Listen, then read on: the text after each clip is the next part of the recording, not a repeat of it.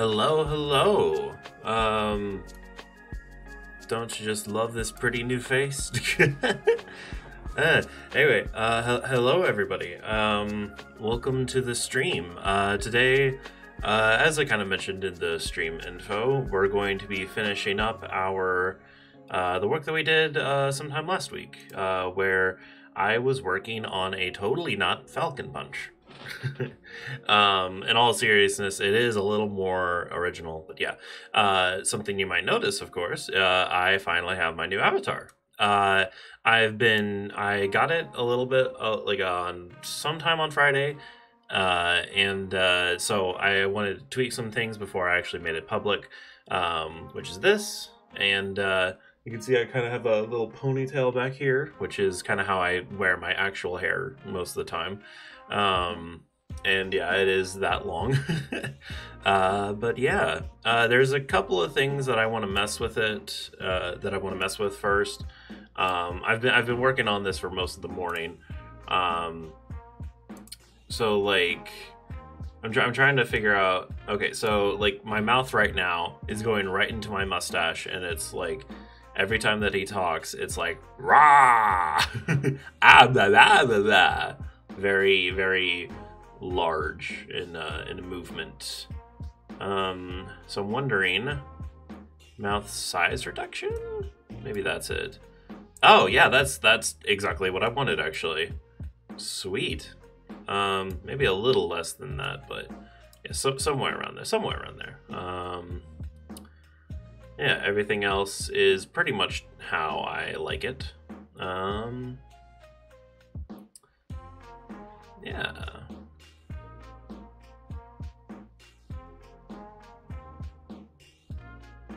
Okay, yeah. I think that'll do well.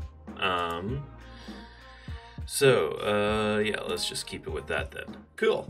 All right then. Well, I believe it should have sent out a tweet. But yeah, all things considered, hold on, I'm gonna answer something real quick.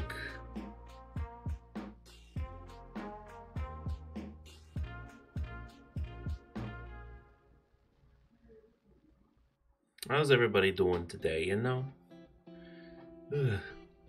I woke up like hour and a half ago maybe.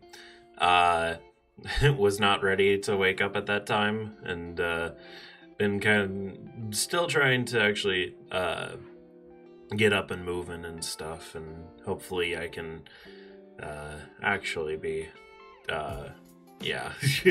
I'm still waking up, guys.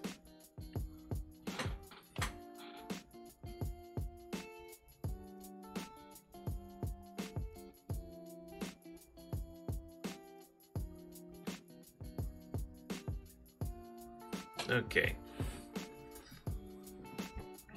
Sorry, I'm trying to plan some kind of birthday celebration thing for myself. My birthday was actually last month, but because of COVID-related reasons, I wasn't able to go until recently. So, but yeah. Sorry, I was checking on my beard because when I first loaded up this avatar, it had a weird glitch on like on the left side of it, or my right side rather, this side, where like the beard would just be glitching out and just be jutting out of it. But yeah. Oh, hello, my sound is somehow on? It's on vibrate, that's weird. Okay. I'll talk to him later, because I'm streaming right now. How, yeah. Okay, so where were we? Also, hopefully this music can actually work well. I've been constantly trying to find music that doesn't actually get like copyright strike on YouTube or whatever, and hopefully this is the one. It's all by the same dude called Stream Beats, and apparently his music is fine to play, but you know, we'll see. Okay, gosh, I haven't been working on this in a little while. I had to reorient myself. Right. Okay. Yeah, okay. Oh yeah. Let's bring up that note that we had. Do.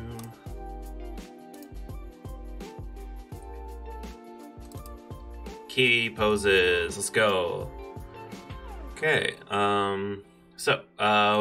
We were working on frame 33 or 22 rather. Right, we're only on frame 2 because this first one's just an idle pose. Which the idle pose, like, I'll figure out sometime later, because it's supposed to be just whenever he's standing or doing something, that's the pose that he's in, or rather whatever he's doing previously. So hopefully I can code that in properly. But yeah, so we got this pose, and then we were going into the pose of when Captain Falcon rears back. And yeah, so he's here, and then yeah, I think it was 33 that we wanted to do, because that's when he's fully back, that's when he's all the way back. And then it's on frame 50 that we actually start going forwards, so we'll do the pose right before then. These poses will be very similar, 22, 33, and 50, but in general, it's just there to kind of, yeah, to build up tension before the release. So yeah, let's go to 33 then. I believe, yeah, we're already in pose mode, which is good. Jeez. Buttons. Gotta learn them buttons.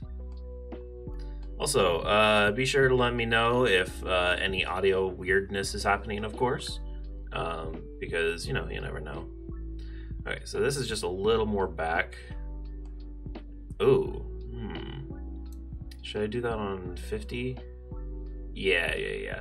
Okay, I'm thinking that I want him to look away from the enemy for a time, but then right before he actually hits, I'm going to have him look towards the enemy, just to be like, here's what's coming to you, kind of thing. Okay, so for this one, we want him to be a little more down. So I think we can just take this and well, hold on, there we go.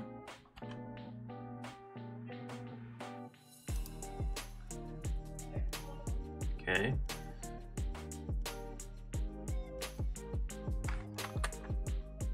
And then I'll probably want to rotate this. No, rotate this. There we go. Just a little more back. Have this be rotated down a bit more.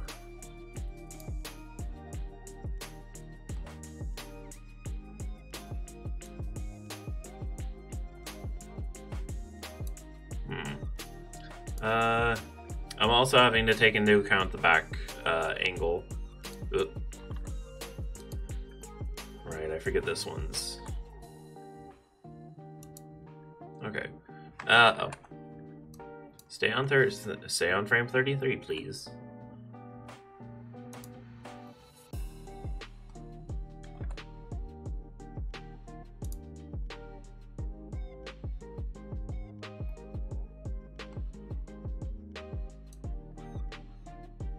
Yeah, there we go.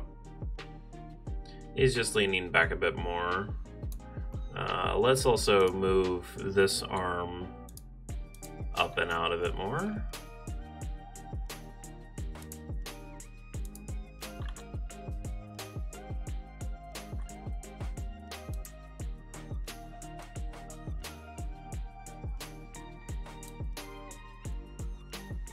Okay, and then I'll call that good for now. And then on frame 50? Yeah, 50. On frame 50, first off, we want him to be looking forwards. Oh, geez.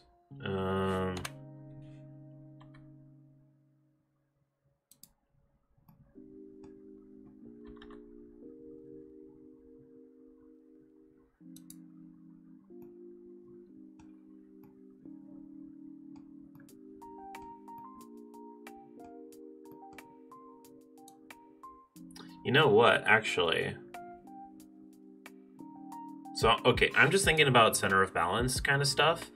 And when he's in this pose, center of balance is pretty much at center, I would say. Maybe a little to the side, but that's kind of momentum and all. But when he's here, it's a little off kilter. So what I'm actually going to do is take his back foot and just move it back a little more.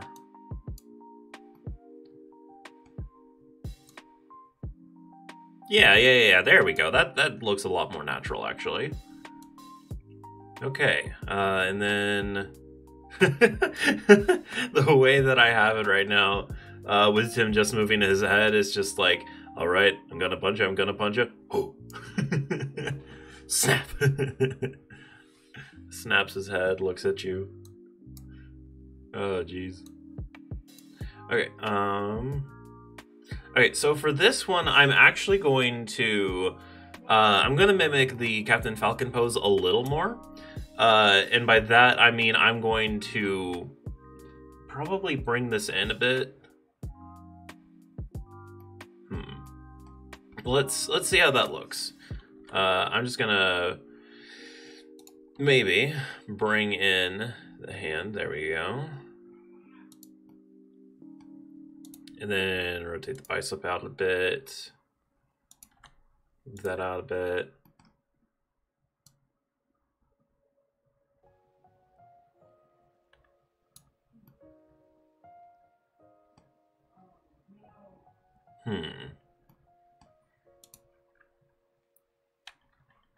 Let's try moving this foot back so he's like ready on the punch or something. Well,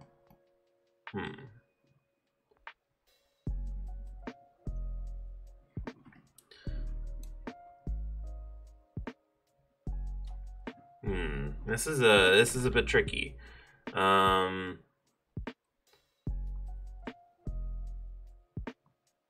See, what I love about Captain Falcon is that he almost throws his fist. Like, if you watch what he does frame by frame, it's like, so he's rearing back and whatnot. He's got his fist out. This is a very dynamic pose as it is, and then just his shoulder moves before his fist does, and then he whips it around and explodes outwards with the punch. And that's 3 frames. Like, that's crazy. And so I'm kind of wanting to do something similar, but right now, like, the pose for this guy just isn't it's not great.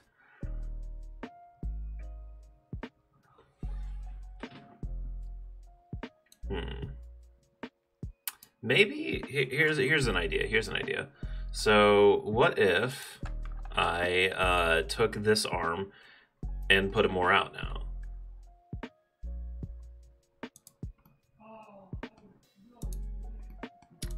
Something like that.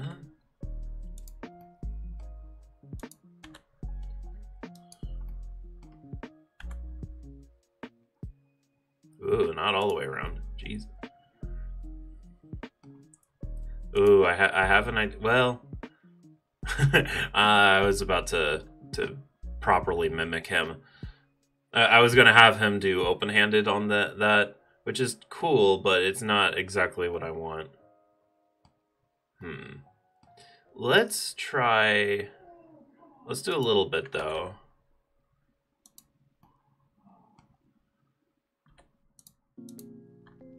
Whoa!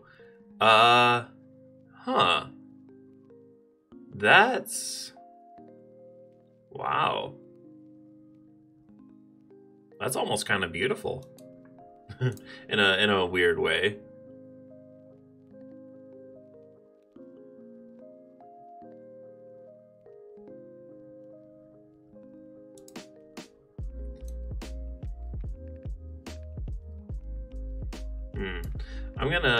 Here's what I'm gonna do. I'm going to take the keyframes of these two and change the, let's see, is the interpolation type to Bezier? That way I can see some in-betweens.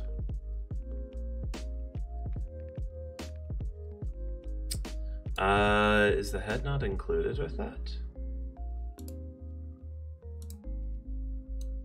Oh, the head didn't have a frame on frame 33. So I'm gonna do that. There we go.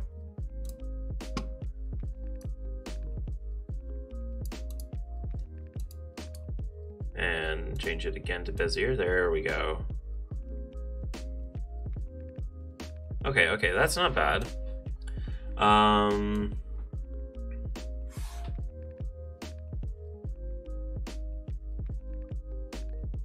Ooh. No. I was thinking maybe he should lean forwards and then do the punch, but this really does need to be a real back kind of thing. Goes down, goes out. And then what?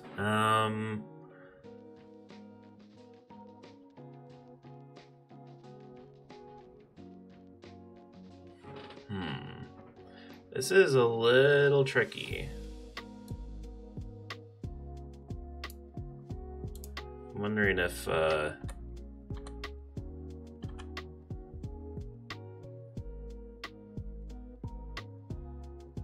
should bring this in a bit.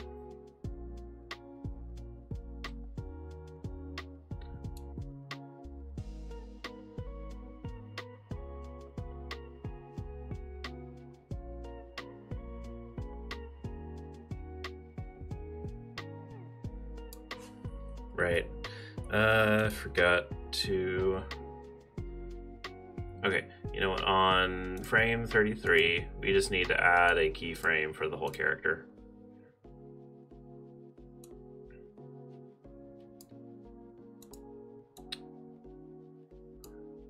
And then make this busier once again, so we can make this busier. There we go.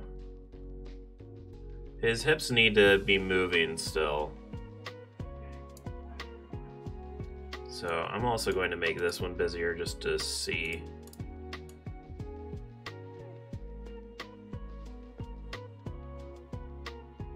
Okay, so he's going down.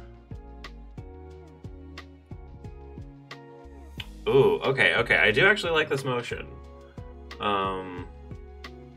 He's like he's rearing back. Yeah. He kind of like brings it. He swings his fist into the right position, and then is about ready to punch there.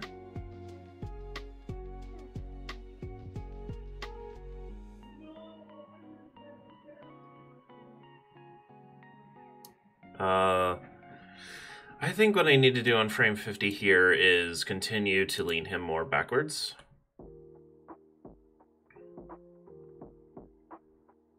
That's not a bad visual. Also, he'll probably be like the camera, because it'll be somewhat dynamic, will probably actually be looking at him from this angle here, kind of to the side, just to give it more of an epic look, so to speak.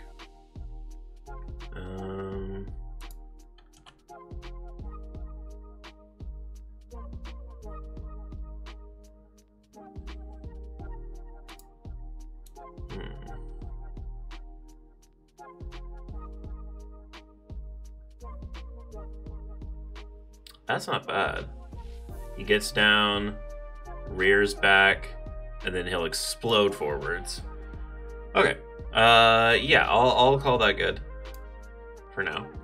So let's insert a keyframe for the whole character there.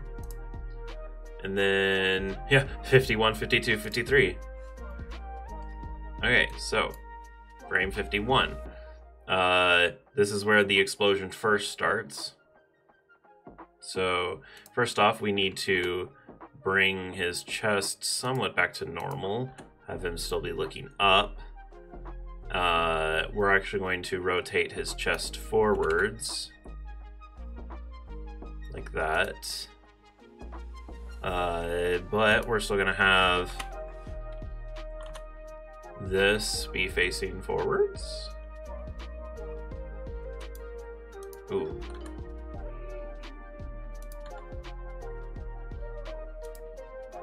Okay, there we go. And then let's see where. Okay, the fist was right here. I almost want to put in a separate object. I'm gonna do that. I'm just gonna add a simple circle somewhere. Hello, circle? Oh, is that? Oh, right, circle, not sphere. Or sphere, not circle.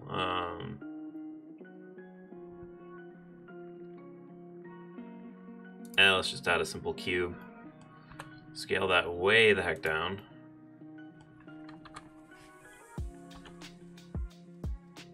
Put it there. And there. Okay. So now we have a cube in the place of where the hand was. And now because of that, I'm gonna go into pose mode, go to frame 51. We now know the difference.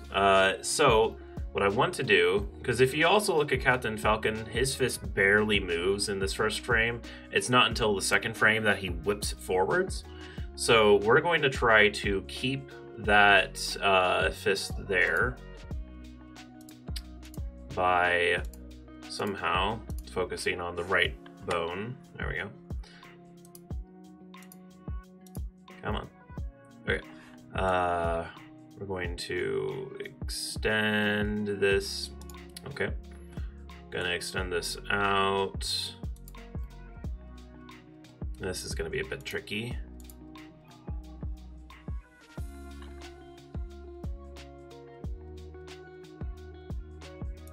Gosh, I don't want to break his arm though.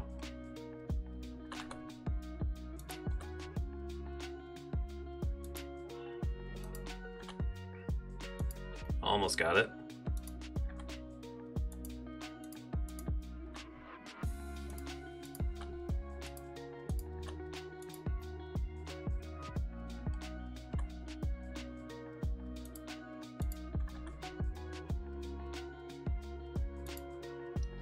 How does that look? Yeah, that's about right.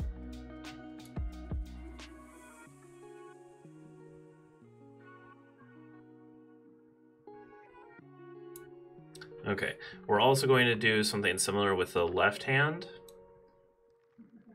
Because you'll also notice on Captain Falcon, he does a similar thing. So yeah, this one's going to be a little easier though. We're just going to rotate both of these up a bit. Yeah, that's pretty dang similar.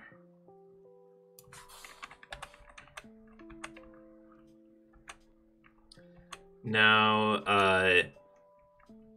we do need to have his momentum start to be carried forwards, which means his hips need to start moving again.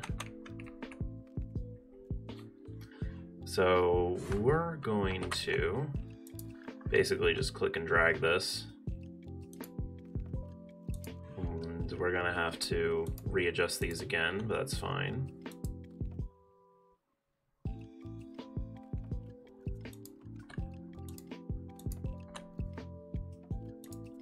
Okay, that should be about correct.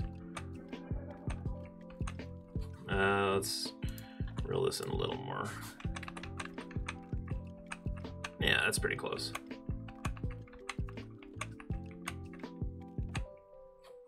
Okay. And now let's see, what else? Feet stay planted, but his knees start to move into the correct positions again.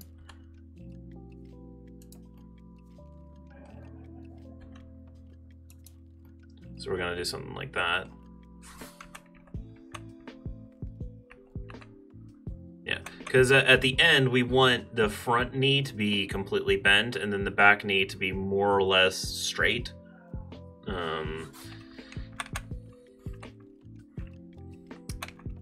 Just because that's That way, like, the idea is that the entire momentum of everything that he's been doing up until the release, just everything gets transferred into his hand and then explodes forwards and outwards. So, yeah. Okay. Don't need that default cube anymore. Goodbye, default cube. Okay.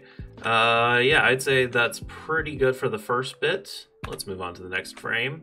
And this is where the hand starts to be whipped around. What it looks like his other hand is doing is that it looks like his other hand is kind of going behind now, which, you know, makes sense. He's kind of doing a swinging motion with it. As if you're doing a yo-ho and a bundle of joe kind of thing. Yo-ho and a bottle of rum. But yeah, otherwise, his hips continue moving forwards and as well as rotating. The idea is that when we get to this frame, on frame 53, then his chest is completely facing forwards. If not, like, actually, his chest is probably facing a complete 180 at this point. But his hips should be completely facing forwards instead of off to the side. So we kind of need an in-between for that, so to speak. So for this frame, his chest is going to be facing forwards. His head is also going to continue facing forwards. His hips are going to be doing a 45, meaning I should have done that first, but oh well. Actually, hold on. Okay, back up. Okay, actually, all that I really need to do is rotate the hips 45. And then make sure the head's still facing forwards. Okay.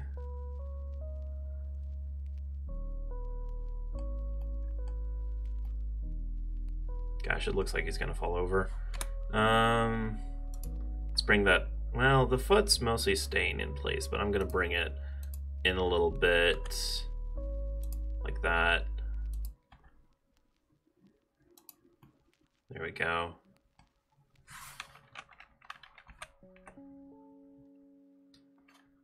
Okay.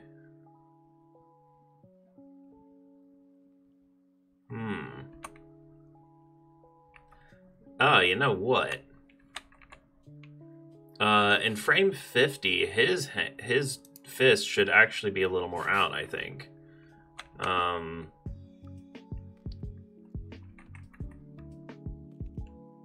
Yeah, if we want that whipping motion to happen, then I definitely want it to be more out.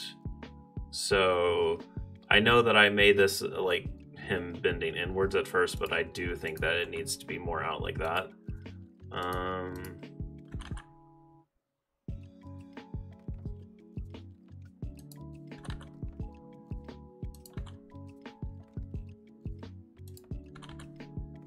Just making it look pretty. Come on. That'll do. Okay. Let's see. Right. And then same principle here. I'm going to be moving them out so that they're roughly the same.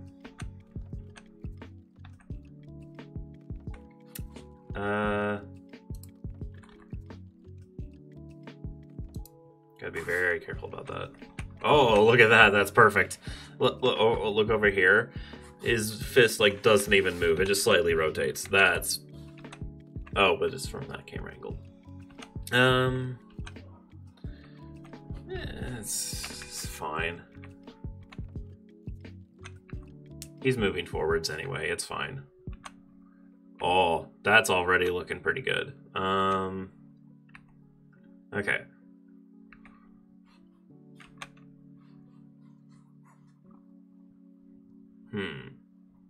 Actually, we want this to be a little more explosive, so I'm gonna have his hand be a little more outstretched, like that. And hey, now his hand is actually not moving anywhere. That's... Well, okay, it is, but still. It looks cool.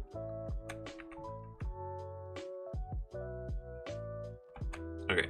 Let's adjust this right arm so that it's tucked. Well, okay. Hold on.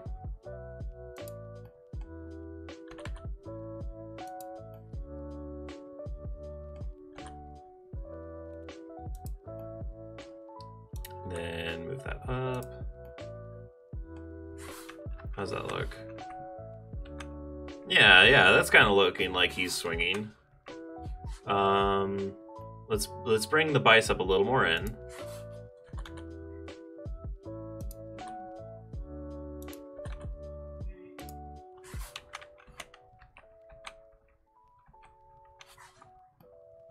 Now it kind of looks like he's fist pumping. Like, yeah, I did it, yeah. Okay. Okay, so we want this to actually be more in, but still forwards.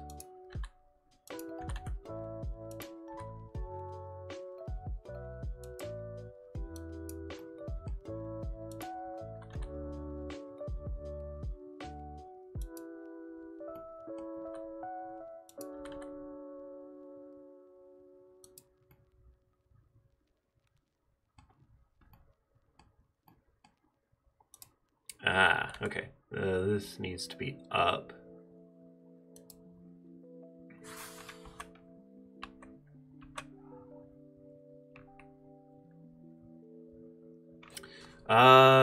Oh, okay, that's what my problem is. That I was wondering why this looks so wimpy as it is, and the reason is because with Captain Falcon, his chest is forwards more. So even though he's exploding it forwards, he's still carrying it with his chest muscles and stuff. Which makes a lot of sense. So we need him...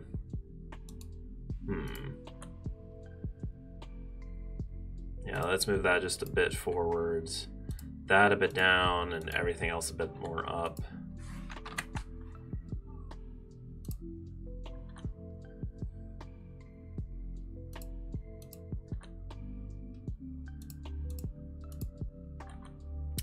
Still make it face forwards.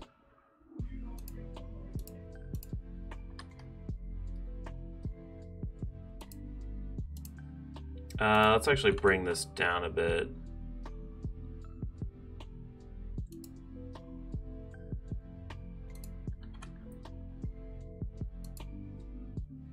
Oh, right. His hips need to be more forwards.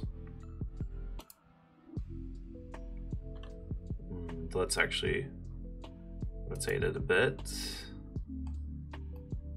Okay, let's see what we've got so far. He's back. He whips. Well, still doesn't look like he whips enough, though.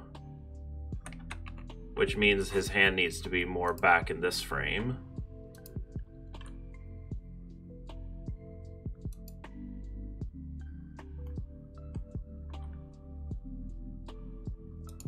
If I can bring it down at all.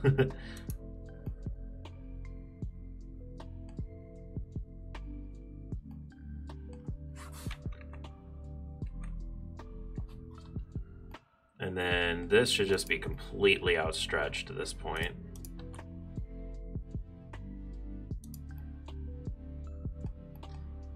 Or almost completely outstretched, I should say.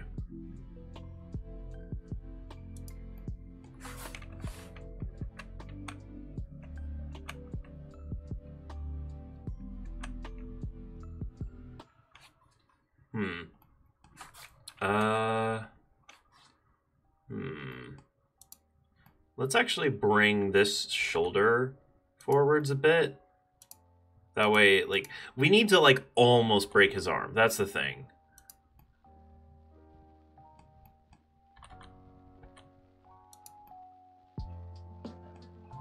Like, it needs to get to the point where it's like, it seems like we are breaking his arm, but because it's only lasting for a frame, it doesn't actually matter. It's kind of similar to the idea of stretch frames, where you have these in-between frames that when you pause them, they don't look that good, but when it's played in motion, then it looks beautiful. This is a similar idea. Like, we need to almost break his arm. Okay, so this is as far out as I want to go for this pose. So what I need to do now is retrofit frame 50 to fit it, which means we need to actually bring this in and up. Look at that. Okay, that's not perfect, but we're getting somewhere.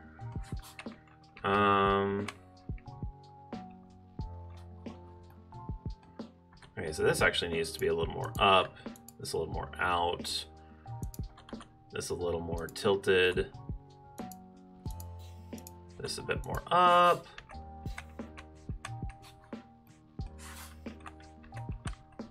That's not bad. That's not bad. We can't have it be more out in the second frame though, so I need to bring that down a bit. Maybe. There we go. Yeah, that's not terrible. Gosh. Like, already seeing this. Oh, I want to see that explosion, man. Just that, the powerhouse. Oh, goodness, let's go.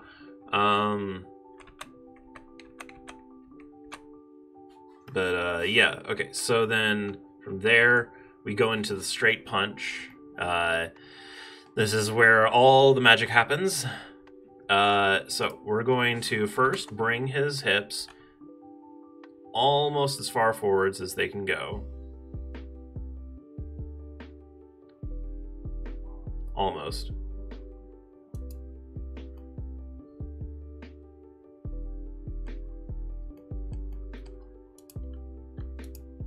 Going to take, oh geez. He's got some long legs, dude. Let's actually bring those hips up, I guess. No, we don't want to bring it too much up.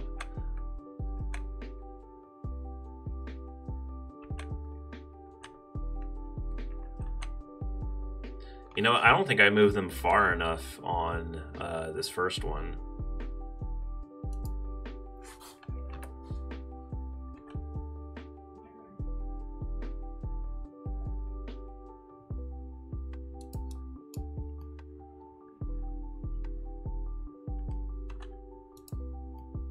Gosh, he's got really long legs.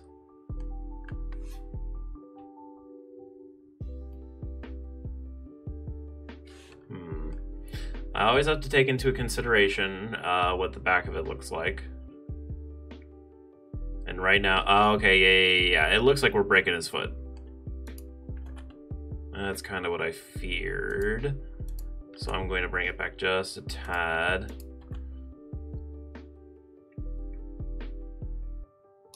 Wait a second. No.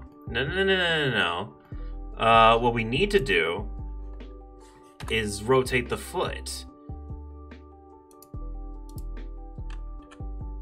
And bring that back to where it was.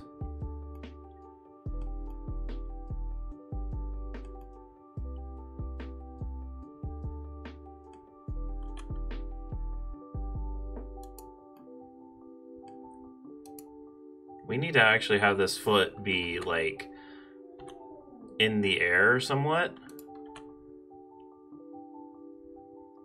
Like, right there. So that that can do that. Oh, yeah. Okay. See, I just now noticed how his foot looked in that. So now I'm going to kind of retrofit it. Okay. That looks bad.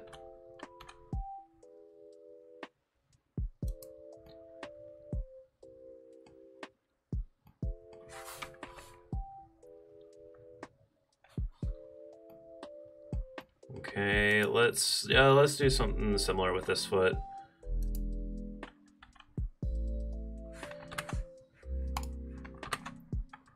Make sure everything is properly aligned.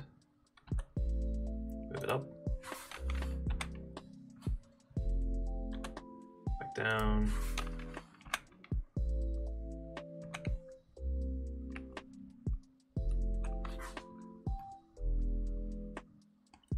This foot needs to be square on the floor. Which, actually, it is. I thought it wasn't, but it is. Oop.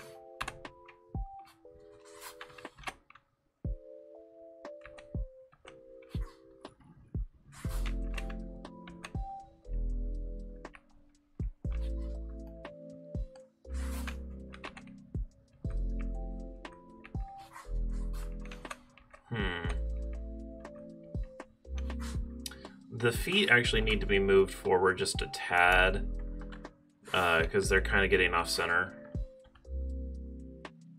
Just a smidge.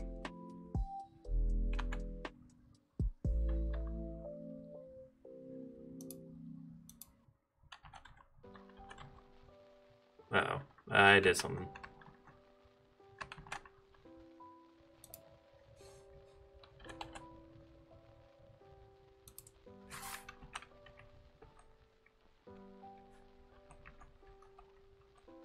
Still need to be moved forward a tad.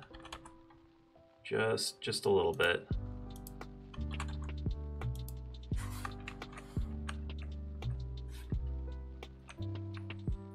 Wait. Yeah. How do these keep on getting moved back? Or wait, am I doing it the wrong way?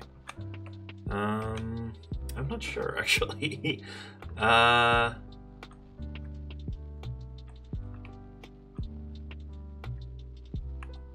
I think I was doing it the wrong way. Okay, so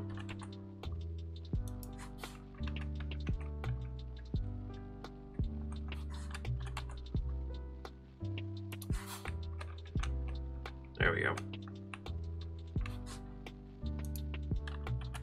I think I was thinking one foot was the other foot, and there we go. That's much better. Okay, so this frame here, we need to keep this thing at a similar angle as to what it was.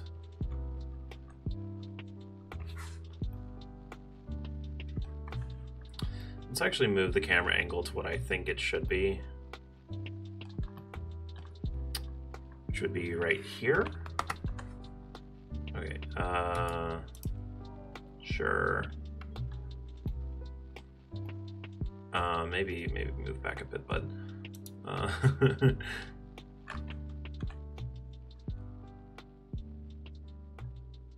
There we go.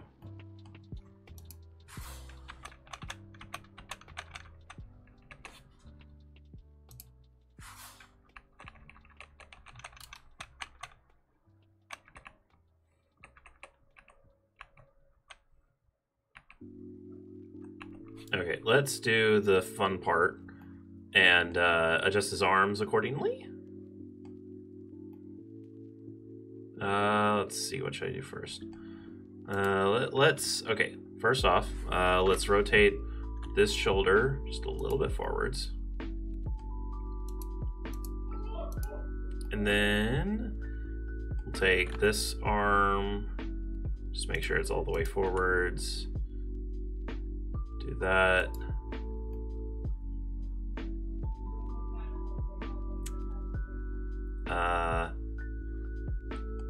Oh, right. Okay, so I forgot that the previous frame was an in-between for the hips and chest. There we go. So now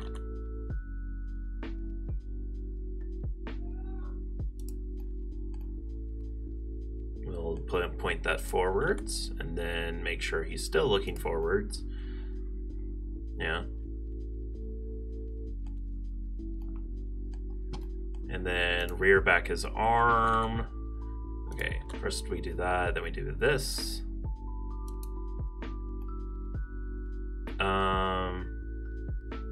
He actually needs to be kind of looking, not down exactly, but like if you look at, you can't see it very well, but if you look at his posture here, he's kind of leaning down to make sure that he's getting his arm out as far as freaking possible. So we're gonna do something similar, maybe.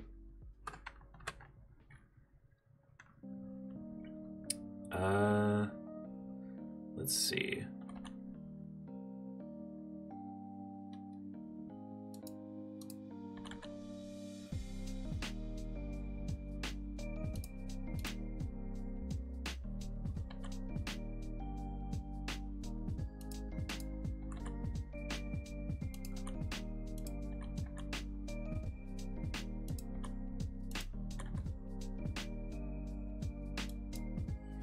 Yeah, there we go.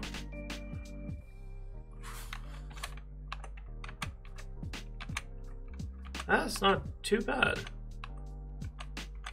Look at this. Charging up and then just boosh.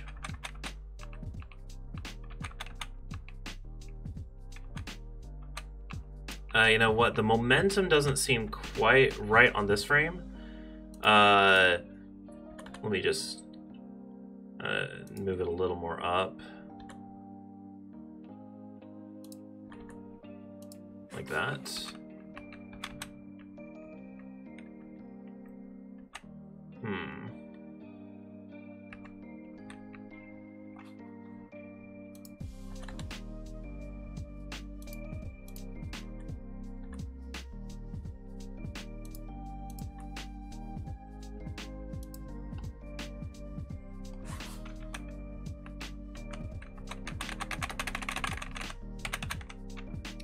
Going up and over and out.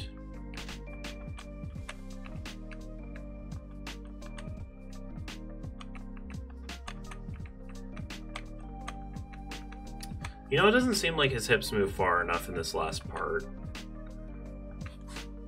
So I'm actually going to move this part back a bit.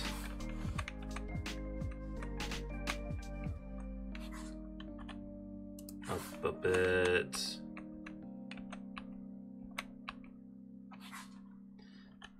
Still want to move this out a little more.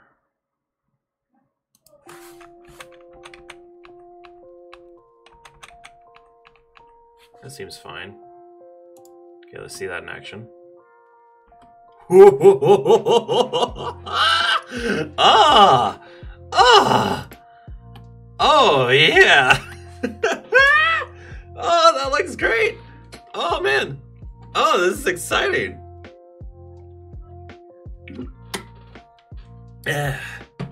All right. Okay, yeah, let's move on. Okay, so next frame is all the way on frame 72, because if I'm not mistaken, that's kind of his cooldown, so to speak. So when he goes from 53 to 72, after that point, that's when he starts to reel back to his idle.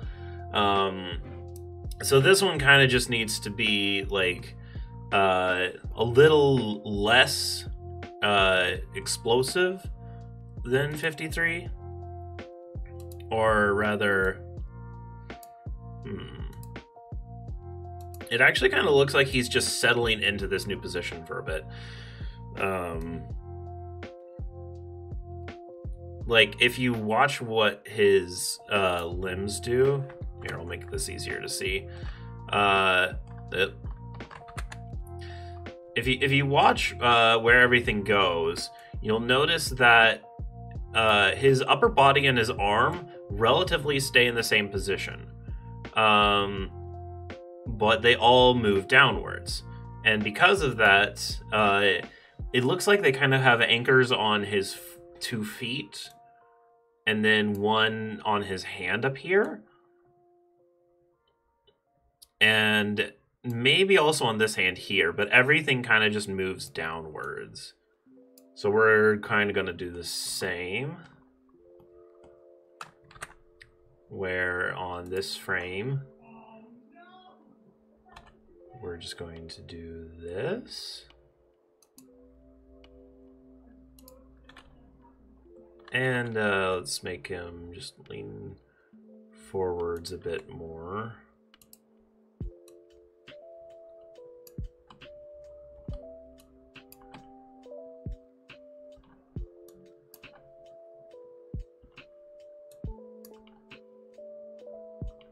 maybe not as much.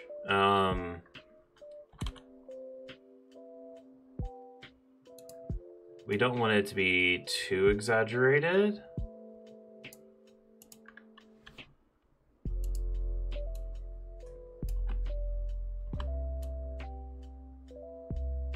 Okay, but he still does need to move forwards a bit more.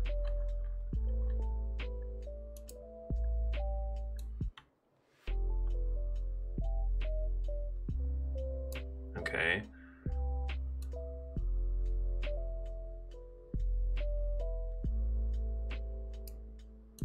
Let's move that just a tad. Okay. Yeah, that looks good. That looks good. Okay. What's next? Frame 96. Right, because that's when he's like at his neutral position. Okay. So I'm actually going to add another keyframe in here because of how in-betweens work and whatnot. So I'm gonna say like right about there. Let's go 85, and I'll just write this in real quick. Because this is kind of the point where he's still kind of in this pose, but he's transitioning into the next one. And then from here to 96, that's when he really goes into his idle pose again. Now, obviously, he actually goes into his idle pose after 96 in the real game, and is in it at probably like frame 102 or 103. But for our purposes, 96 is going to be our idle pose. So let's go back to 85. And for this, as we can kind of see, let's see. Actually, hold on. Okay, so he's moving back.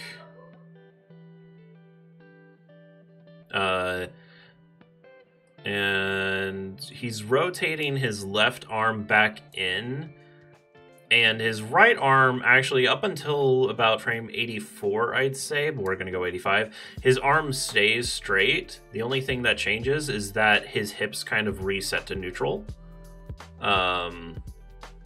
Like his hips reset to neutral, and then his chest follows. Okay, so then, and yeah, he's starting to go back. Okay, so then we're going to bring him to about right there.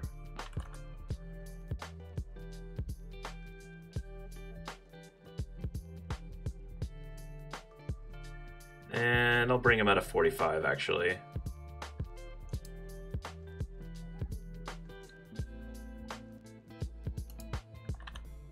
Still gonna keep the fist forwards. Going to bring this arm up and over here.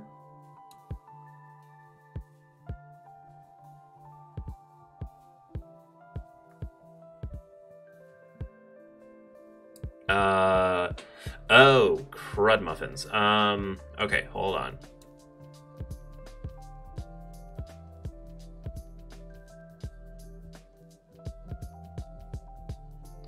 I forgot. Shoot, is there a way to... Oh wait, I think I can just cut. No, let's just copy that and then delete it. Okay, so we need to add... I totally forgot. Anytime that I make a change, I need to add a keyframe to the entire character. So do one on here too. And then on 85, we'll paste this again. No! No. Okay, there we go. Jeez. Apparently the last time I copied a pose was with the run cycle. Oh, jeez. Okay.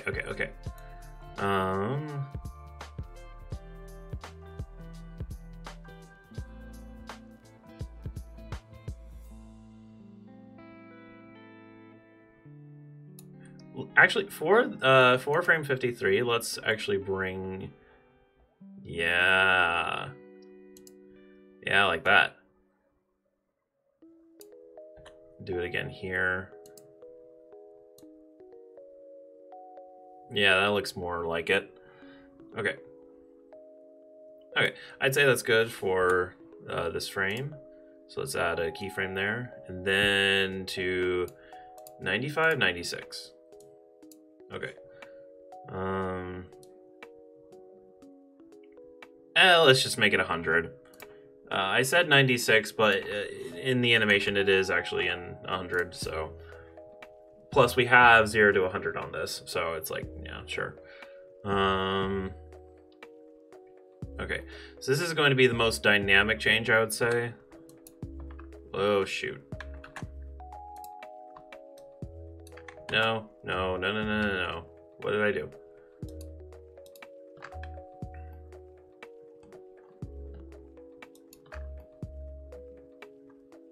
Oh, fudge muffins.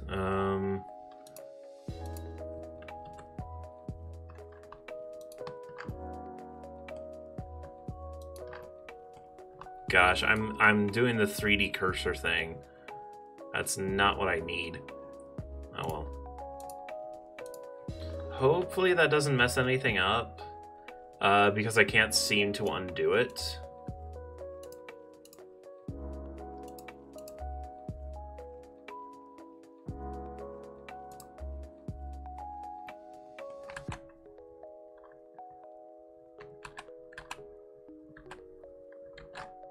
Yeah, that's as far back as I can go, and the cursor hasn't changed. So, oh well. Okay, back to what we were doing. Actually, let's focus up here. I don't know why, that just seems like a better camera angle. Okay. We need to bring this all the way back to what neutral was, which... Let's take a reference. Okay. Actually,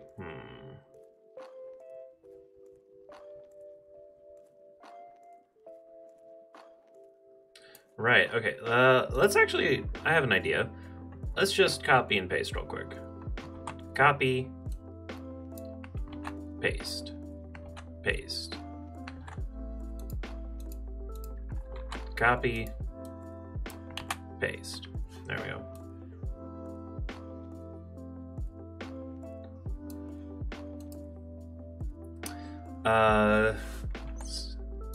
Hold on, let's try this again. I made sure to have everything have keyframes now. There we go.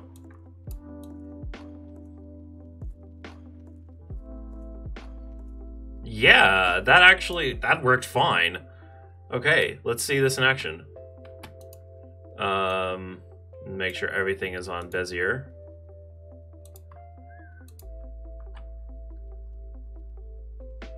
Oh man, look at that! We did it, boys! Let's go!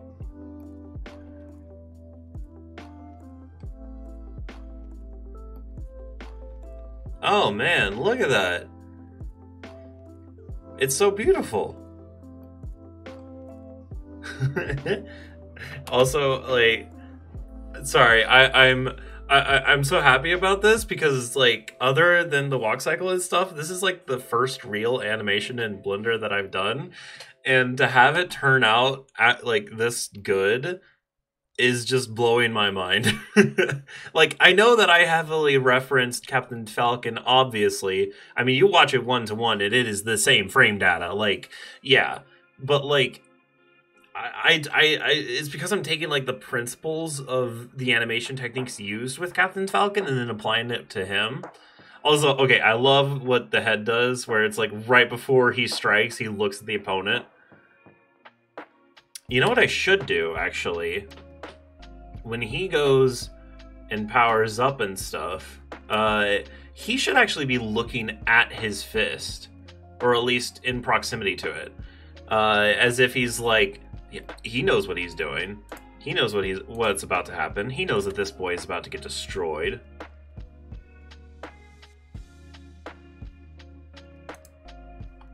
So it's like,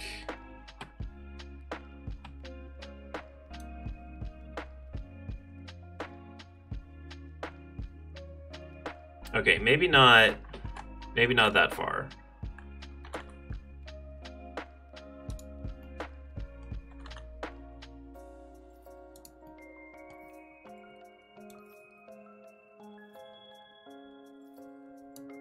Yeah.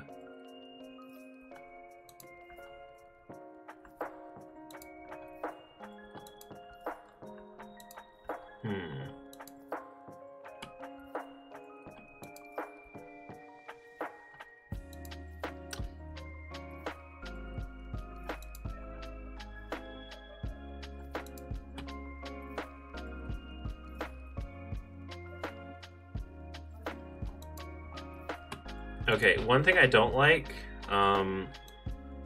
actually this is probably fine. Let me delete these keyframes, select all keyframes, move that all to there. What are you? I don't know what you are. And then have everything end on frame 83. There we go. Now it should be a constant loop.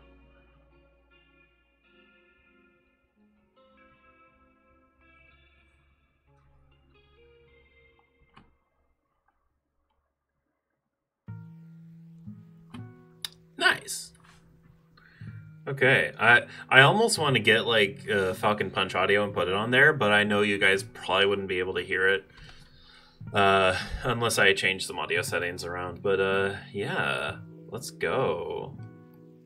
This is awesome. Okay, so yeah, launching punch forwards. That's what we want.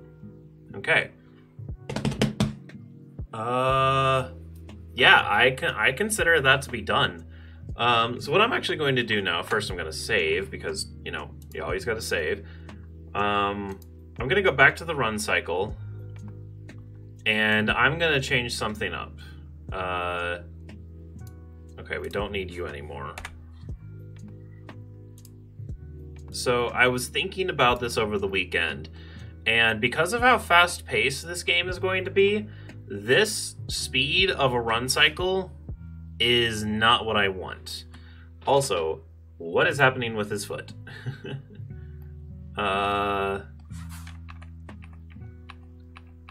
Like, that's all fine and dandy. Oh. Oh, and then it starts there. Okay. Interesting. Okay, we're just going to add frame, like, whole character to all of these.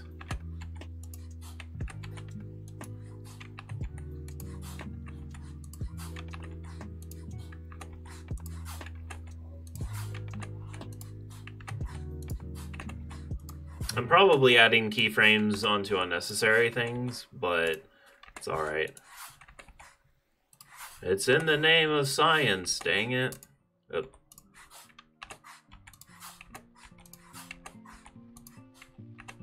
Okay. Okay, it's still acting up. Let's go to the graph editor.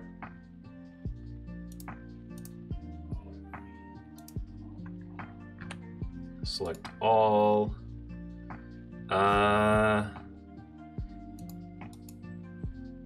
Oh, where's the, I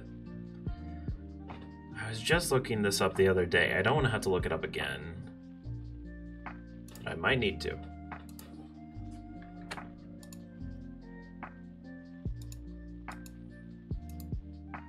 Wait, isn't there like, hold on.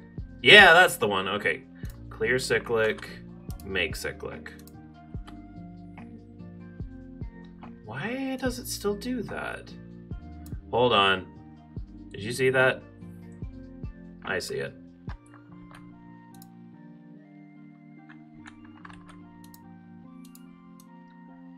I don't know what that frame is, but I don't like it. Okay. Is everything gonna work now? No. Still no. Are there other frames?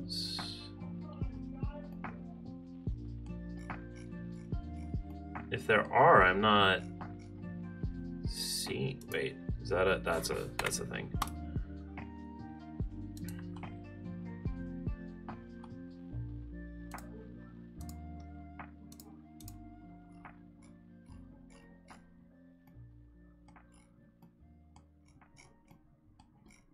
Okay, zooming in on this over here.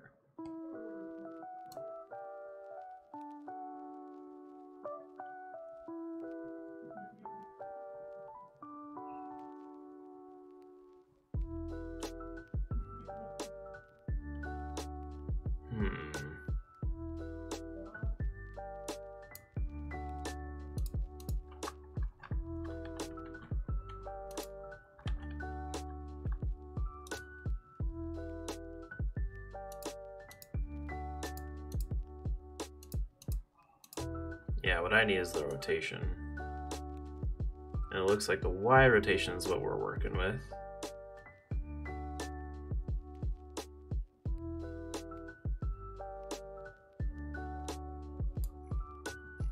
Oh, that's weird. What? Why is that? Why are all of these?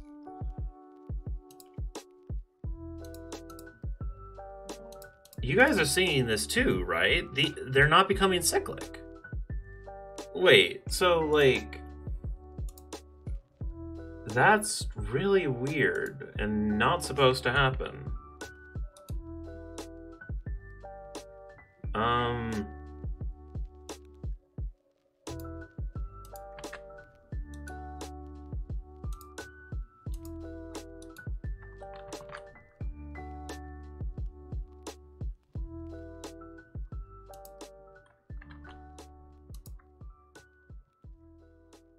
That kind of worked. But that's not... I don't think that's what I wanted.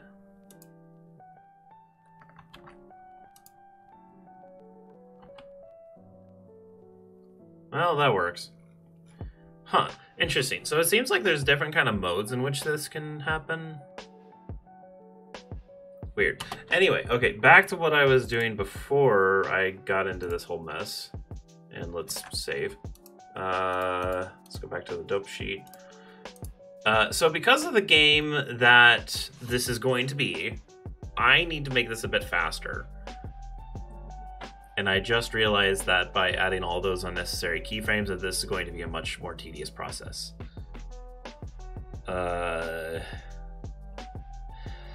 Let's actually see if we can go back. This might take a bit. I might not be able to do it, actually. Actually, I think... Yeah, I can't go back any farther. Oh, no. Oh, darn.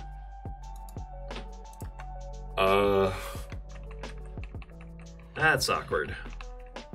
Well, you know what? Maybe... Let's bring this as forward as possible now. Just to make it better again. Okay, and it somehow didn't do it still. Okay, that's fine.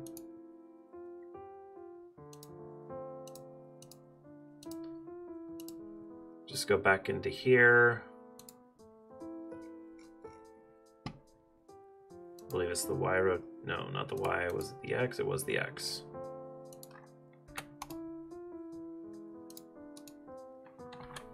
We want linear.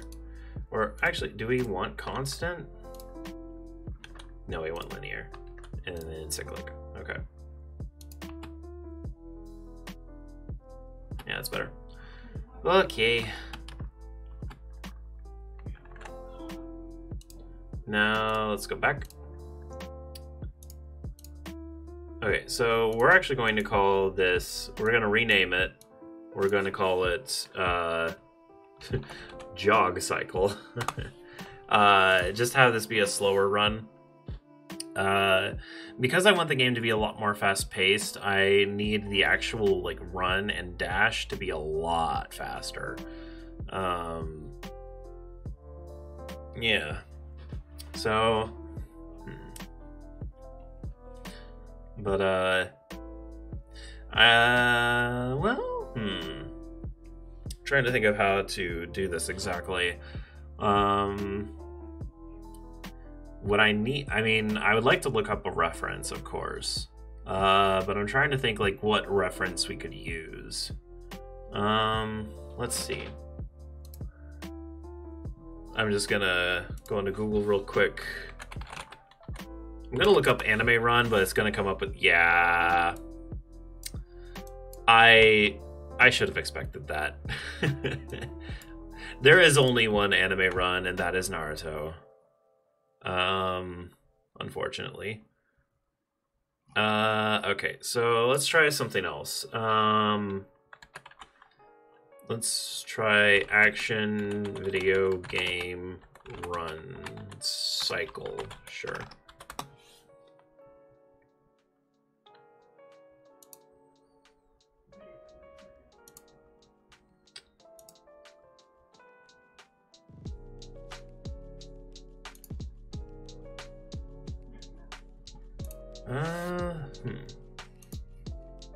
Well, it's not showing a lot. Probably because I have to actually go into the website and look at it.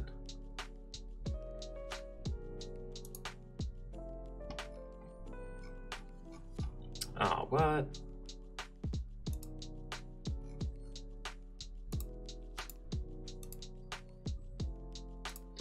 Okay, there's a lot of stuff that's like on Maya or whatever, which I'm obviously not using. Yeah, I need a lot faster than that, bud.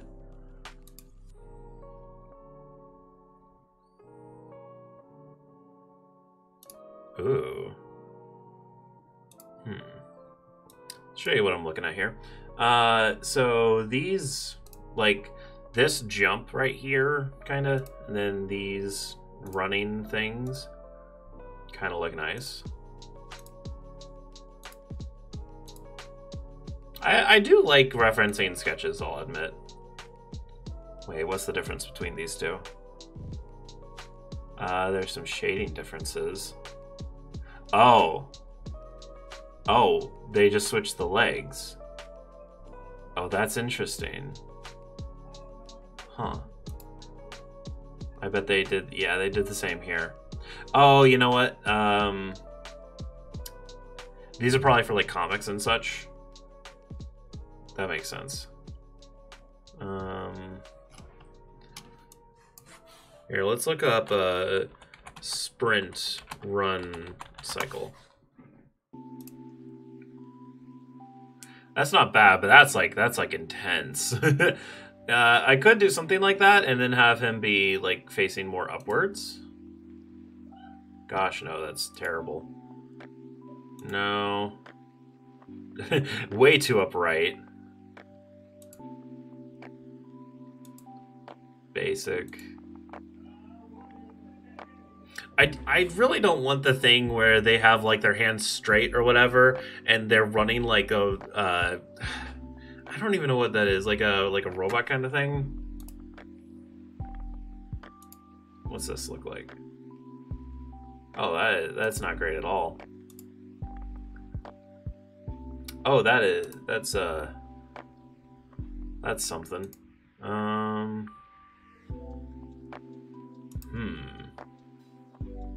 You see, this is my problem. A lot of these guys are like completely upright, which is not what I'm looking for.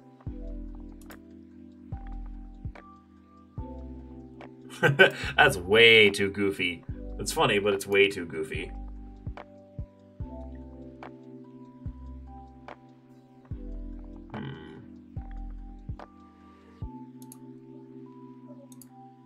What's this look like? Yeah, too upright.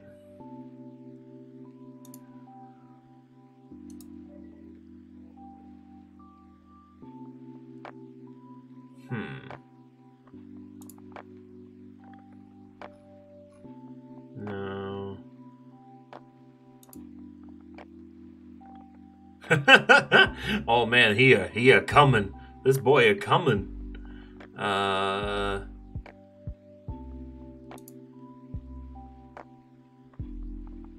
That's nice, but it's not what I'm looking for. Ew, that just looks wrong.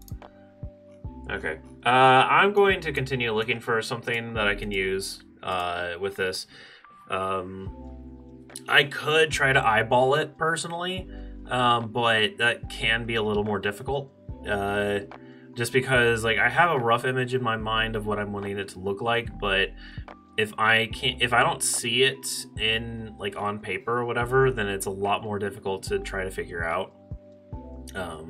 So for now, I think I'm going to leave this as is. Yeah. I'm going to find something else to do real quick. So I'm going to edit the stream info real quick, but when I come back, I'll probably be playing something for like 45 minutes or 40 minutes or however much time we have. So be right back.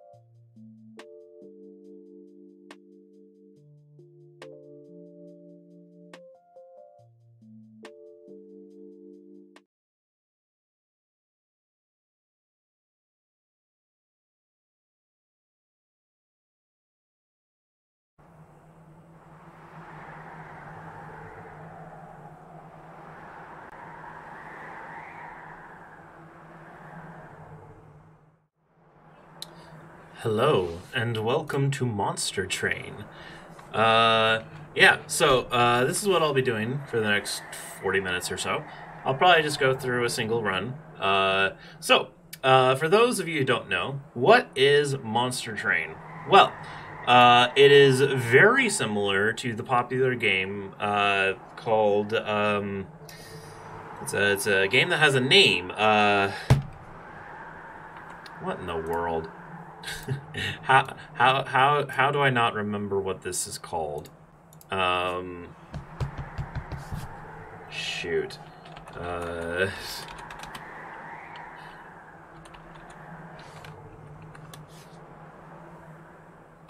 Slay the Spire, I believe. Yeah. It's very similar. Yeah.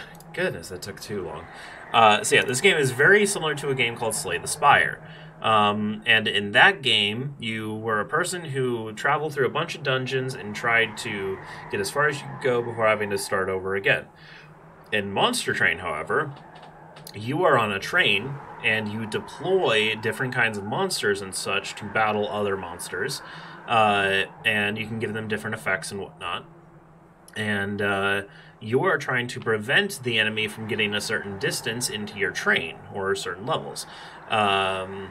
Because you're transporting very valuable cargo that the enemy does not want you to transport. And so yeah, there's a lot of strategy. There's a lot of stuff that you can do in this game. I really like it. I actually like it a bit better than Slay the Spire, but that's just my personal opinion. Slay the Spire is a great game that y'all should try. Monster Train is also a great game that y'all should try. So I'm just going to go on a... Oh, I forgot I was in the middle of a run. That's fine. I'm just going to go on a normal run to kind of show you guys how this game works. Because I really like it. It's very interesting. I'm also going to turn that down just a tad. Just comparing... just a tad. Okay, just so y'all can hear me and I can hear myself.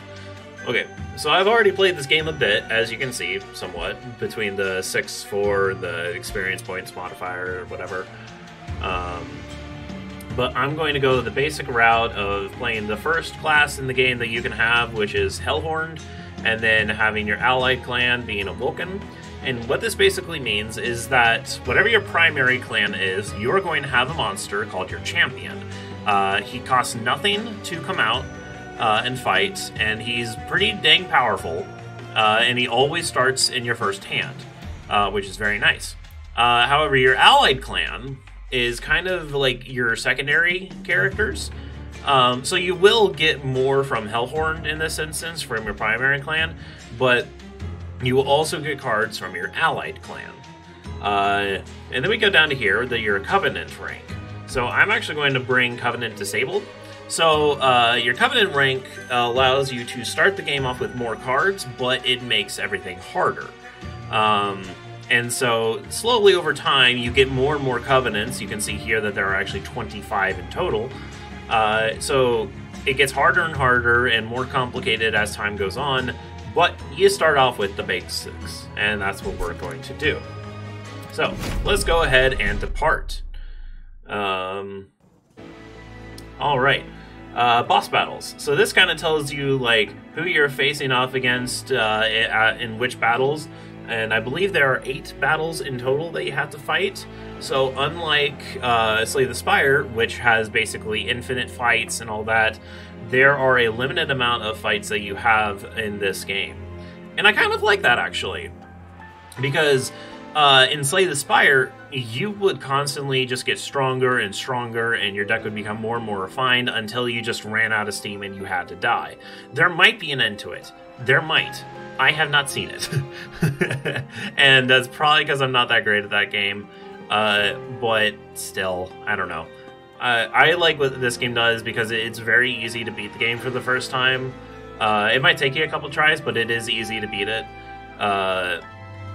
But it does have an end, and that's really nice.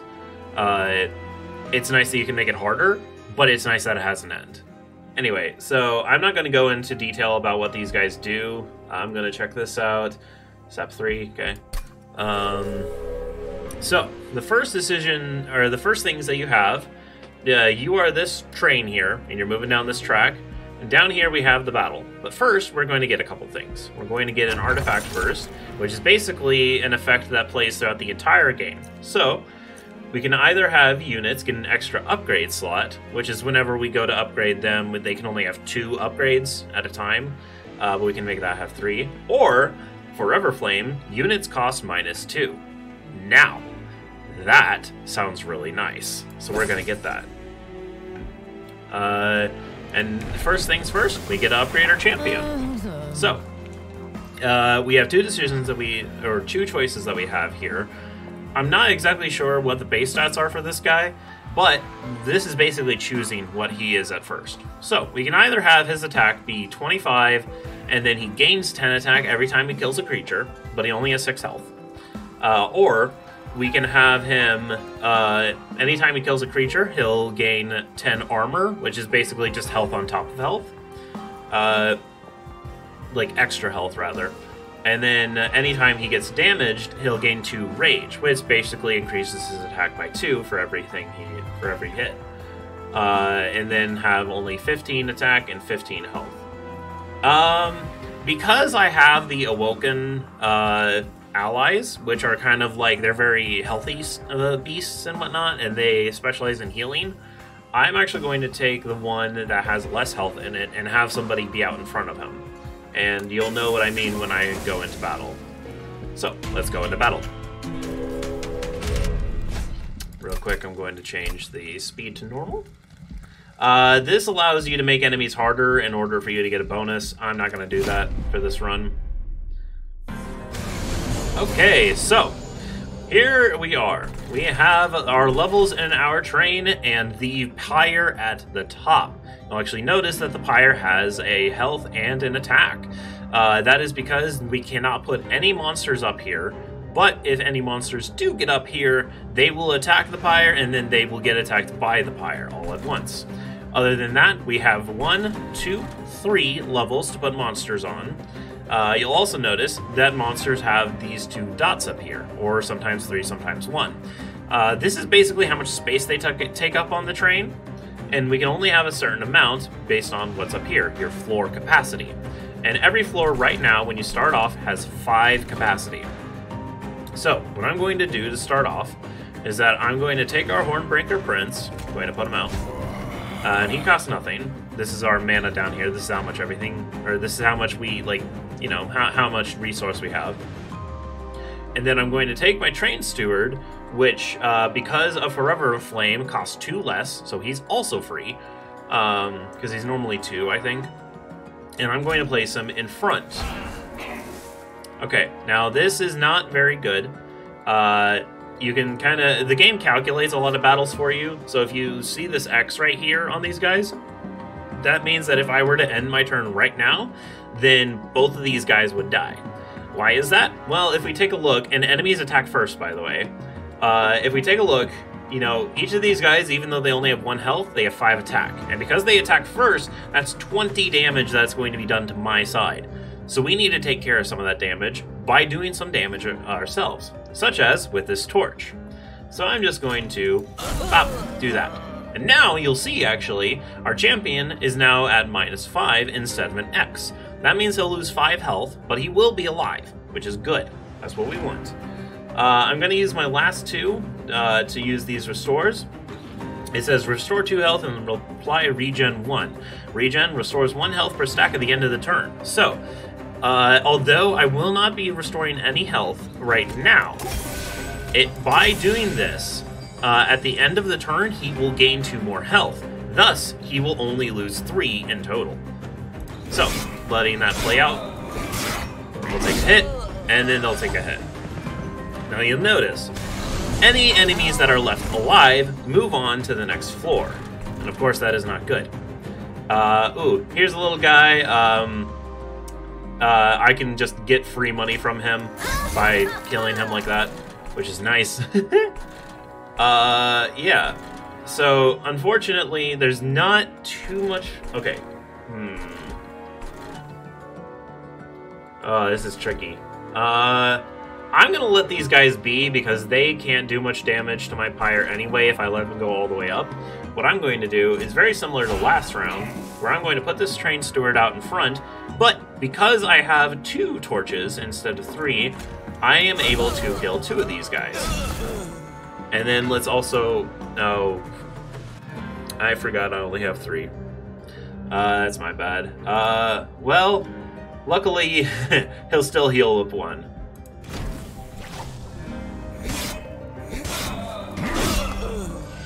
There we go. Oh, did that guy have hate? No, never mind. No, never mind. Okay. So you'll notice that because, actually I didn't point this out, but these guys had Rage 2 coming in, which is why they had 5 attack. But because these guys have taken 2 turns to get up here, they only have 1 attack. 2 damage to my Pyre, which has 80 health over time, and as long as it doesn't get down to 0, I'm fine. I'm gonna let them pass. And I'm going to set things up by doing that. And let's just make sure he doesn't take any damage. And let's heal this guy up. Okay. And I can't really do much else, so I'll end my turn. Oh no, 2 damage, die. Alright, now we get to the boss phase. So, the boss always has Relentless, which means combat in this room continues until all enemies are defeated.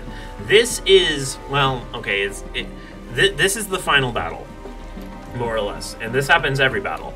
Okay, this is the final round, wave, whatever, you know what I mean. So, battle will continue in this room, going back and forth until one side completely dies. Usually I'm able to kill people on the first round. This time it might not be the case. When that happens, this floor is destroyed and they move up to floor 2, then floor 3, then the Pyre. So, what I'm going to do, I'm actually going to take out these first 2 guys using torches. And then, yep, as we can see by the calculations, he will only lose 4 health and he'll die. You'll also notice, because of our slay factor here, this guy's doing 45 damage. That's a lot of damage. And shabushki. Let's go. Easy peasy. And then here are our rewards. Some gold and a new card. 1 card from each faction. 1 from the Hellhorde and 1 from the Awoken. So, we got Ritual of Battle. Apply Rage 10. Now, Forever Flame units cost -2. Spells cost normal amount. Yeah, there are 2 things in this game, spells and units. Spells are just things that you play them and then something happens, so. Apply Rage 10, deal 2 X damage, X being the amount of mana that you have left, damage to the enemy units, or Piercing deals 5 damage, damage dealt by this card ignores armor and shields. That could be good. That's very situational though. This could be good if we can get a lot of mana going, but at most right now it's like 6 damage in total. So this could be like a weak enemy wiper that just gets everything. Apply Rage 10 is always nice, because that'll actually apply 20, that'll increase our attack by 20, which is really nice. Sure, let's actually go with this because Forever Flame makes everything cost -2, which for now means all of our units are free. So the only thing that we have to spend on is spells. So let's get a good spell. Alright, now the Awoken. Only spells again, jeez. Restore 2 health to friendly units and deal 2 damage to enemy units. Deal 3 damage, move that unit to the front. Restore 10 health to a friendly unit, deal damage to the front of the enemy unit equal to 5 times the amount healed. I'm going to get this one, but only because I know of a card that this can go really well with. It is a monster that when you put it out in the field, it increases its maximum health, but not its actual health, meaning that it can be healed a lot. And using this on that would deal 50 damage to the front enemy right off the bat, which is really nice. Plus, it only costs 1, so that's really worth it. Okay, so now we move on to the next area. You can actually see up above, and we can scroll all the way down. I actually have never tried this before, but that's kind of neat. One click for each. Okay. So, the Cliff of the Fallen Souls. These sharp cliffs have led to the demise of many souls. Most who come to Hell hope to bring their previous wealth, but material riches make navigation of treacherous cliffside path a dangerous affair. Okay, so we have Merchant of Magic, forge your spells to gain new powers, or Merchant of Steel, forge your units to gain new powers. And then, so yeah, we have to choose a path. And whichever path we choose, we'll get either these rewards or these rewards, and then we'll go into battle. Because I want the Awoken unit, I'm going to go over here. But we're going to forge some spells first. However, the only spells we have are the Apply Rage 10 and Ritual Battle and Restoration Detonation. I like that name. And then all of our Restores and Torches. So, what do we have here? Upgrade a spell to cost -1, upgrade a spell to with 10 magic power, upgrade a spell to gain holdover. When played, the card is placed on top of your draw pile next turn. Ooh. Ooh. Ooh. I like... Wait, hold on. Actually, hold on. Could I... No, okay, that's not eligible. But this is... Booyah! Look at that.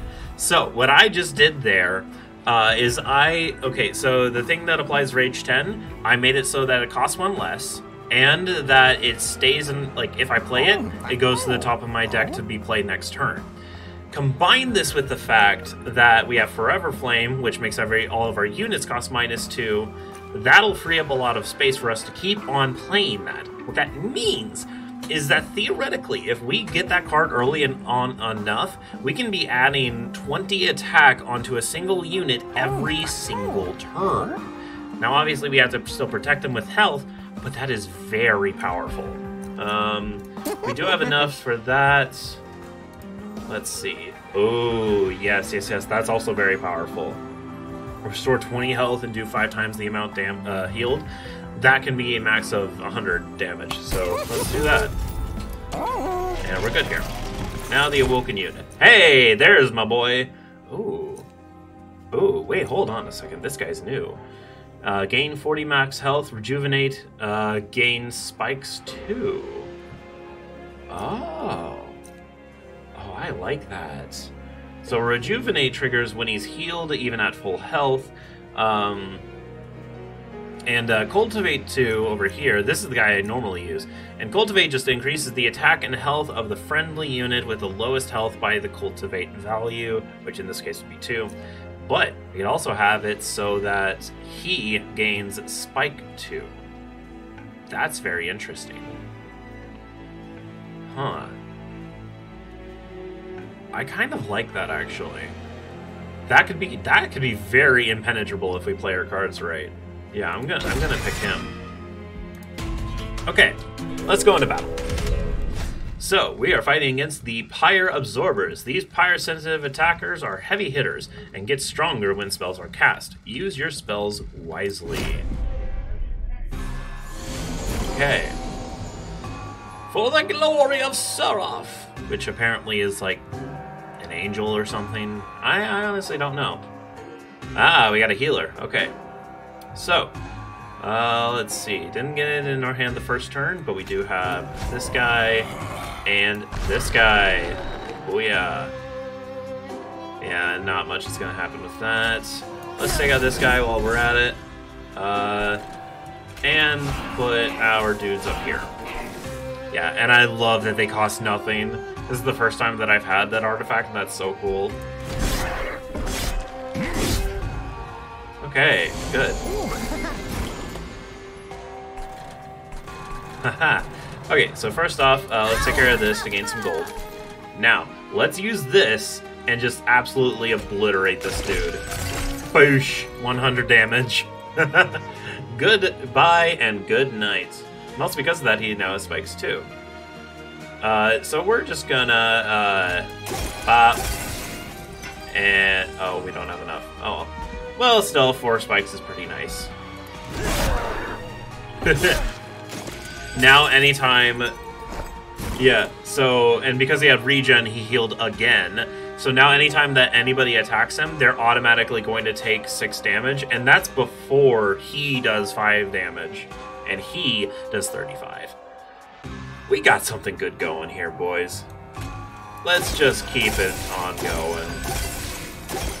Yeah, so that's something that I love about this game, is that it encourages you to just break the system. Just break everything, do as much damage as you please, and just keep it going. Don't stop. Become powerful. Become invincible. Oh, that was weird. There's no audio. Oh, well, we died. Or, we won. We didn't die. We beat them. We beat the heck out of them. Alrighty. Hidden passage. Just send a unit. Oh, yeah, you can move between floors and stuff. Don't need that again. Sure. Let's get the vent. Restore and retreat. Restore 10 health to a unit and descend it. Deal 10 damage to the front enemy unit. Draw +1 next turn. That can be good. I like using Sting. Apply +4 and spikes 4. We kind of have that already, and I don't want to have to pay 2 to get that, so let's get a Sting. Okay, now we got our next decision. We can forge our spells, restore 20 pyre health, and go to the Concealed Caverns, or we can duplicate any card, except our champion, get a Hellhorn unit, and go to the Concealed Caverns. We're gonna go over here. So let's get a Hellhorn unit first. Okay. This guy can be fun, but I think what I want right now... I think I want one of these guys. Alright, duplicate a card. You know what we're going for. Well, actually...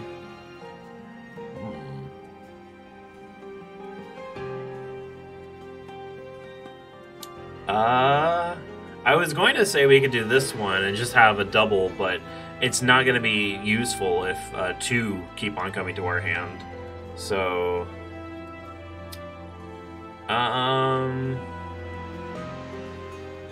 This one allows us to draw another card, which could be nice.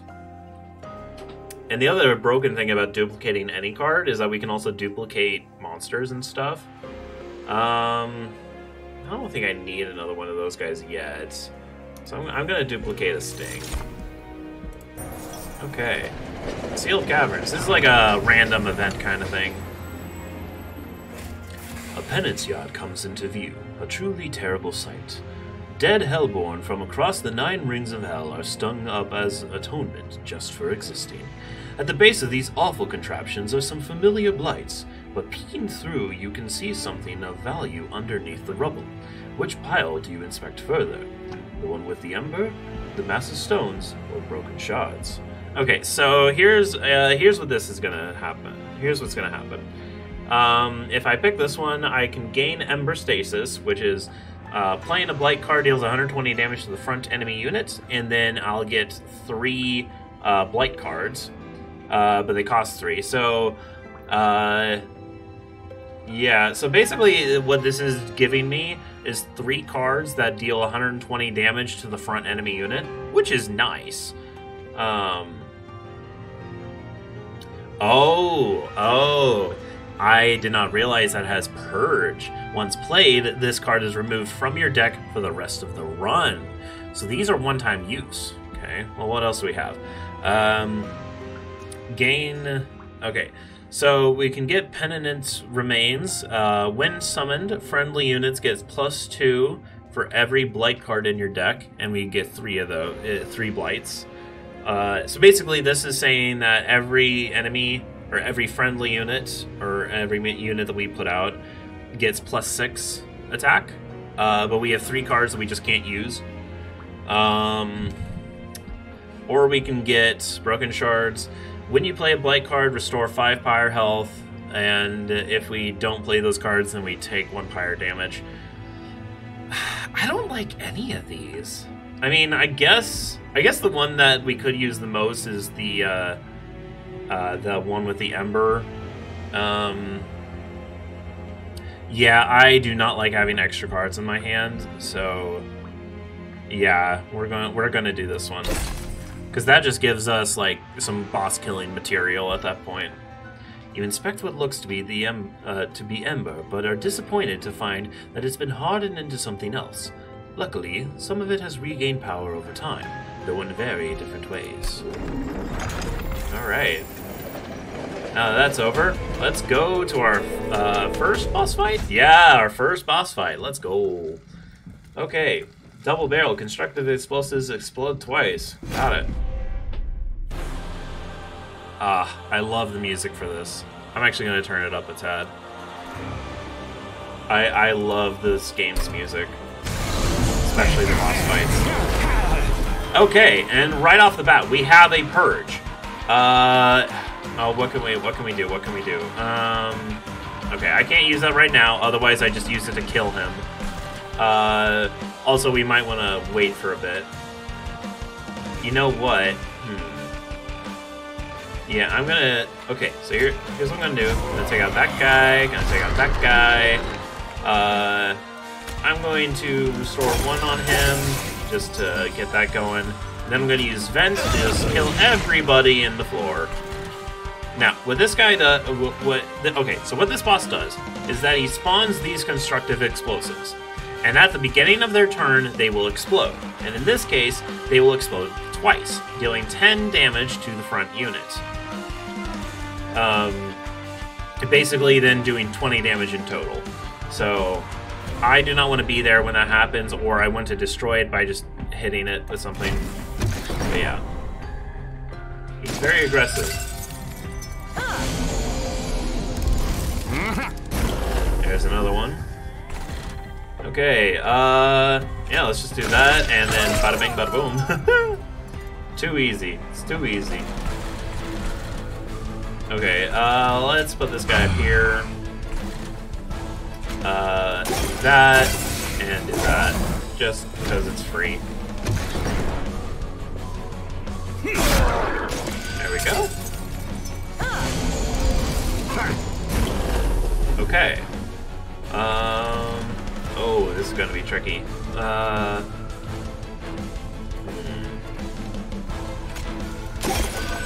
Heal him up some more. There we go. Just so he takes less. And then put that guy up in front. Do I have any more monsters in my deck? I don't think I do, actually. No, I don't. So in this case, it's good to just put these guys up here. Just because. The one reason why I might not want to do that is in case one of my other guys die. Okay, here. Oh, and they have haste. So, okay, these guys now have haste, all of these guys, and what that does is basically they skip a floor and go to floor 3. So we want to kill them now. Ooh, can I... Yes! Okay. Here we go. And purge! Booyah! That was a ton of damage. Kind of unnecessary, but eh. Okay, oh, but now I don't have enough to do Ritual of Battle. You know, that probably wasn't the wisest decision, but oh well.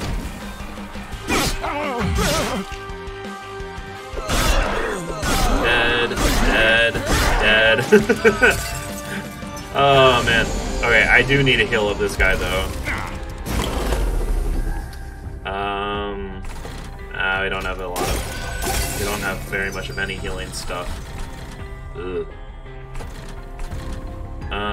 Let's torch that. Sting. Torch. Go. I think he's dead. Oh, not quite. He's still going. Alright, now we have to face the boss himself. And we're just, goodbye. Oh, man. One turn. Okay. Rare pack. Ooh. Circle of Life. Apply 10 health and spikes 3. That's not bad. Reinforce. Double the amount of armor on a unit. This is really only good if you have a lot of armor stuff, which I don't right now, so Channel Song. Consume, draw a unit, and, oh yeah, I love this one. It gives them 20 more attack, 20 more health, and makes them cost 0. Luckily, a lot of our units already cost 0, but to pay 1 to make them have 20 more attack and 20 more health is so worth it. Okay, next. We have Husk Hermit, which does sweeping damage, meaning it hits everybody. Armor 30, push to attack unit back, and another Horned Warrior. Let's get the Husk Hermit. And now we get a major enhancement. These are kind of like artifacts, except what they do is that, in this case, you either can get +1 mana, or Ember in this case. You can draw 1 more each turn, or you can have more room for each person on your floor. I'm going to draw 1 more each turn, because our Forever Flame allows us to play a lot more cards. We also need to get a lot more cards. So, for that matter, let's go this way. Get some coins, get a unit. Ooh. Ooh, okay. So we have the choice between having somebody that's quick with 25 damage or multi-strike 2, meaning that they attack 3 times, but only having 3 damage. Here's the thing, though. I truly do believe that the Animus of Will is objectively better in this case, because there are a lot of things in this game that it can increase your base damage. And with her, that's base damage times 3. Meaning, if we do, like, the whole, apply 10 rage or whatever, apply 20 rage, or I think it's only 10. If we do the apply 10 range to this girl, she goes from doing 3 damage 3 times to 13 damage 3 times, and that's going from 9 to 39.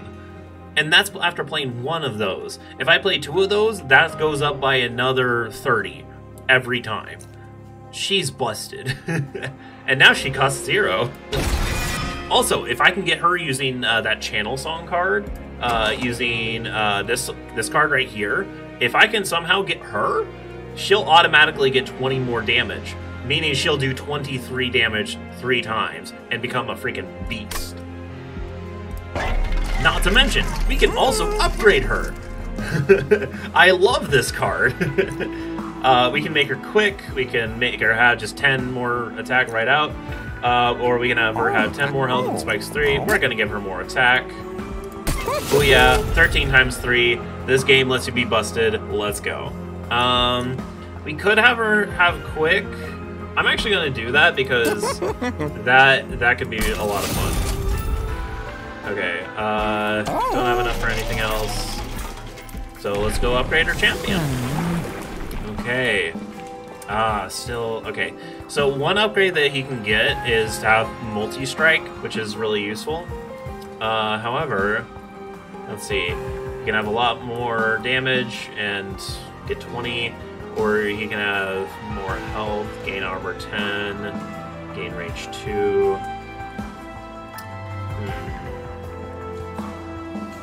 I say we go with this one. Okay, let's go into battle. Clipped Guard. These clips grow in strength each time they ascend your train. Take them out before they become unstoppable. Don't worry, a lot of them won't get past floor 1. Okay. Let's put out our Hornbreaker Prince. Ooh, should we risk it? What cards? We have Anomalous of Will, Thorned Hollow. Okay, so we have a 50-50 shot. Let's take it. Oh, we're a train steward. Okay, that's fine. That's fine. I'm not upset. How did I not see them? Oh, they're all down here. Gosh dang it. Okay. Yeah, that probably wasn't worth it. Oh well. Well, ironically, this guy still has more health, so we're gonna put him out in front.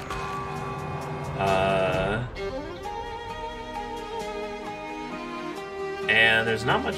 Well, I mean, we're going to put these guys up here, so... And I'll put him up here, actually. And might as well do that and that.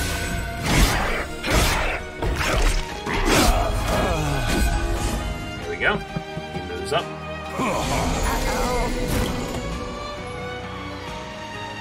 Okay, we got our Anomalous of Will, finally. so we're actually going to put her on the second floor. Because she only has 3 health, we're going to put her in the back. Oh, heck.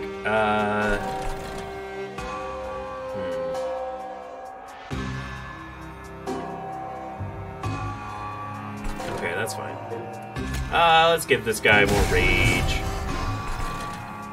It is time to rage. Yeah, and, sure, let's put this guy up top. Make sure we're all squared away.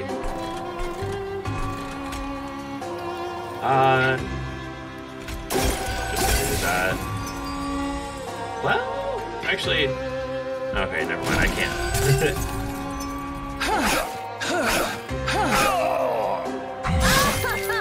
Good, die.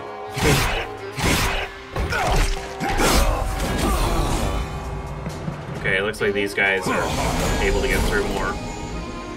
Not gonna use a purge yet. Oof. This is getting a little trickier, but that's fine. Okay, so this guy will be taken out. These two will take 5 damage. That's fine. There's not much we can do about that, so that guy's gonna be taken out. Those guys are fine. So let's heal up. Oh, I should. No! I forgot about Ritual of Battle. Heck. Okay, I'll go ahead and play this because it does allow us to draw one more card next turn.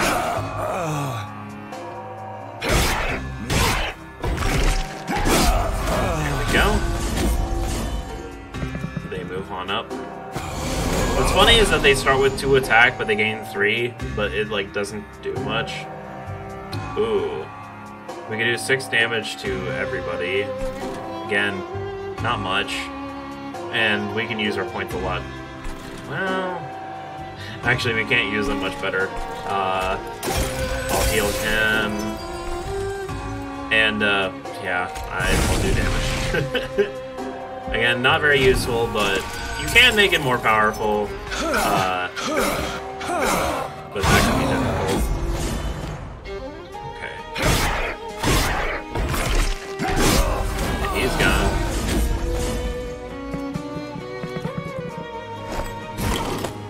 Okay, we have one more turn before the final boss now.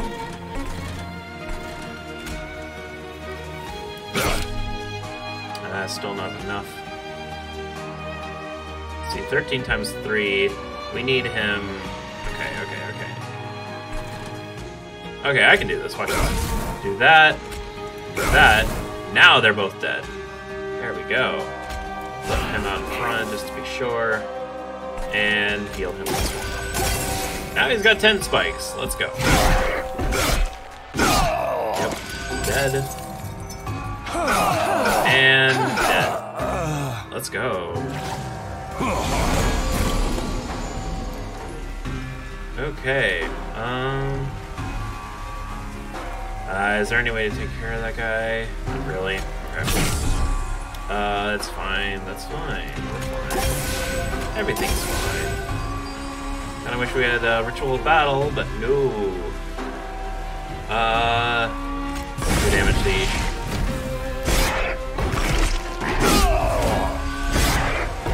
Good. Good. Okay. Good. Good. Keep going. Yeah! Let's go! 3-turn boss. Also, it says 3-turn. That just means that we beat him on the first floor. Like, it would take 3 more turns in order for him to get back up. Well, yeah. He was beaten on the first floor. That's what matters. Anyway, let's get our spoils. Send a unit, deal damage to the front enemy equal to 4 times the amount of armor on friendly units. Can be good if we have a lot of armor, but we don't have a lot of things that do armor. We do have our champion that anytime he slays an enemy, he does that, but apply rage 3. None of these are good. I'll take the money. Apply rooted 1, draw +1. Add 3 sting spells to your hand. That's not bad. Apply spikes 4. We'll take the preserved thorns. Okay. Okay, so unfortunately, it is now 2 o'clock. I do need to go now, but I do want to finish this at some point. So, back to main menu. So, with that being said, thank you all for coming to today's stream. Tomorrow I will be working more in Blender, probably doing the sprint cycle, as I'll call it. Or no, it'll be the run cycle. The old one is now called the jog cycle because, you know, mistakes were made. Hopefully I'll find a reference by then. Yeah, I'll continue working on that, and if we get to a stopping point or whatever, then I'll continue my run in Monster Train. But with that being said, again, thank you for coming, thank you for watching. I stream weekdays from noon to 2 Central Time, so 2 hours every day, similar timing. I keep all my archives up on my YouTube channel at Strawberry Games Dev, which you hopefully should be able to find. The logo looks like my hoodie here. Yeah. Thank you all for coming. Let's get that music back on, shall we? I'll let you guys listen to the music a little bit longer. There we go. But yeah. Otherwise, thank you all for coming. Bye.